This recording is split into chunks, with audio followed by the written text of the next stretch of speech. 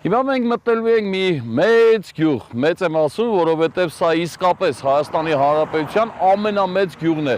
Շուրջ 10,000 բնակիչ, պատկերացնում եք, ասում են Վարդենիկ գյուղ, չնայած մեծ հաջողությամբ կարող է ասել նաև Վարդենիկ քաղաք։ Վարդենիկ պաշտոնապես կոչվում է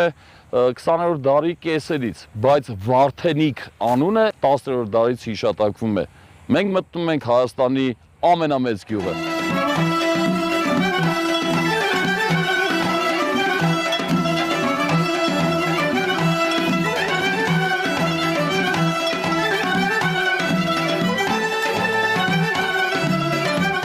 Մտել ենք արդեն Վարդենիկ,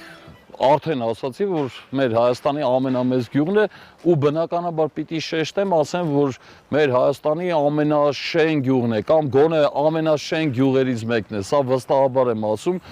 բարեկարգ փողոցներով եկանք